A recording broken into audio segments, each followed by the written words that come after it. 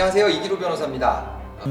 제가 최근에 이렇게 여러 상담을 하다 보니까 소송물의 금액이 그렇게 많지 않아서 나 홀로 소송을 해야 되는 그런 분들이 제법 많으신 것 같아요. 그래서 이 나 홀로 소송을 할 때 좀 알고 계시면 좋을 것 같은 그런 정보들, 그런 상식들을 몇 차례에 걸쳐서 시리즈로 한번 다뤄보려고 합니다.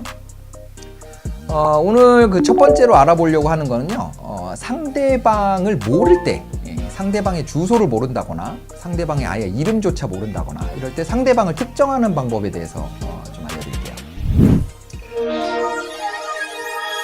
아는 사람과 거래를 할 때는 이런 게 잘 문제가 되지 않는데, 소송을 하려면 내가 소장을 접수하고 상대방한테 그 소장이 송달돼야 이제 사건이 시작되는 거예요. 근데 예를 들어서 온라인 거래를 하다가 사기를 당했다거나 아니 뭐 알고는 있는 사람인데 어디 사는지 뭐 세세한 정보는 모른다 라고 했을 때는 상대방을 알 수가 없어요. 상대방을 특정할 수가 없어서 소송을 진행하는데 난감하실 수가 있습니다.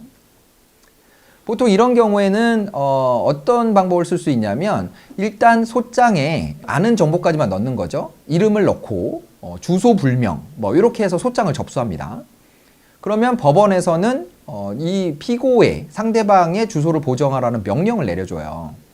근데 이 주소를 보정하기 위해서는 주민등록 등본이 있어야 되는데, 이 주민등록 등본을 법원의 보정명령을 가지고 가면 관할 관청에서 띄워줍니다. 근데 문제는 주민등록 등본을 떼려면 그 사람의 주민번호를 알아야 돼요. 자, 주소도 모르는데 주민번호 알기 어렵겠죠? 그래서 요즘은 어떤 방법을 쓰고 있냐면, 대부분은 이제 핸드폰으로 연락을 하죠. 그래서 핸드폰 번호를 알고 있는 경우가 있습니다.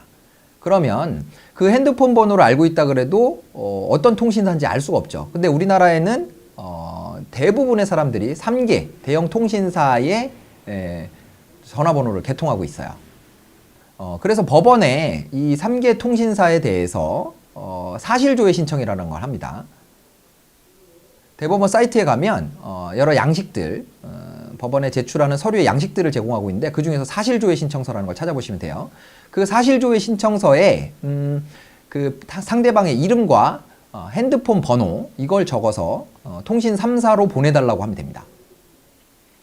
그러면 통신 3사에서는 해당 번호에 해당 이름으로 가입된 가입자 정보가 있으면 주민등록번호를 포함해서 회신을 해줘요. 그러면 그 주민등록번호, 회신받은 주민등록번호를 가지고 법원의 보정명령과 함께 주민등록 등본을 떼러 가시면 됩니다. 자, 근데 핸드폰 번호도 알지 못하는 경우가 있죠. 그런데 다행히 상대방한테 돈을 보냈어요. 그래서 계좌번호를 알고 있다. 이럴 때는 계좌번호를 또 활용을 하는 거죠. 왜냐하면 은행도 그 계좌를 개설한 사람의 인적 정보를 보유하고 있기 때문에 사실조회를 은행 쪽으로 보내는 겁니다. 이름과 계좌번호를 적어서 그 거래했던 은행 쪽으로 사실조회를 보내서 해당 이름과 계좌번호를 보유하고 있는 사람의 주민등록번호, 인적 정보를 제공해달라는 사실조회 신청을 접수하시면 법원에서 그걸 보내줘요. 그러면 은행에서 해당 계좌의 명의인이 일치할 경우에는 주민등록번호를 회신해 주기 때문에 그걸 가지고 다시 주민등록 등본을 띄면 되시겠죠. 자, 이렇게 핸드폰 번호나 거래를 하면서 입금을 했던 계좌번호 정보를 알고 있는 경우에는 이제 상대방을 특정을 할 수가 있는데, 경우에 따라서는 그 핸드폰이 대포폰일 수도 있고요.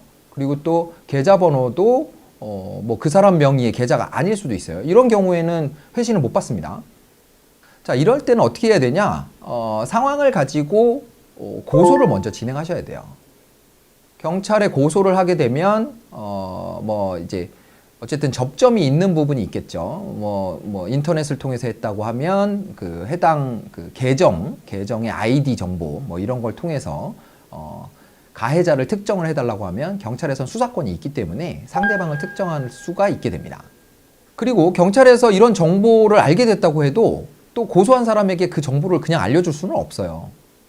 그럴 때는 어떻게 해야 되느냐?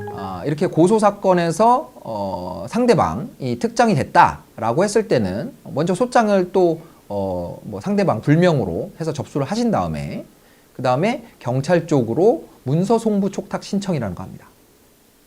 법원에서 명령이 가면 상대방의 인적 정보를 주거든요. 그래서 상대방을 잘 모를 때는 이런 여러 가지 방법을 통해서 상대방을 특정하고 있습니다. 자, 오늘은 나홀로 소송을 할 때 상대방의 주소를 모른다 또는 이름, 인적사항을 모른다 했을 때 어떻게 특정을 하면 되는지에 대해서 설명을 드렸는데요. 잘 모르는 사람과 분쟁이 생겼을 때는 상대방의 어떤 인적 정보를 확인하는 것도 쉬운 일이 아닙니다. 그래도 오늘 말씀드린 이 세 가지 방법 정도면 웬만하면 상대방을 특정할 수 있으니까 나홀로 소송을 하신다고 하면 이런 부분들 참고해서 진행을 해보시면 좋을 것 같네요. 오늘 나홀로 소송 시리즈죠. 첫 번째 얘기로 상대방 특정 방법에 대해서 말씀드렸고요. 오늘 영상이 도움이 되셨다면 구독, 좋아요, 알림 설정 부탁드리겠습니다. 김기루 변호사였습니다. 감사합니다.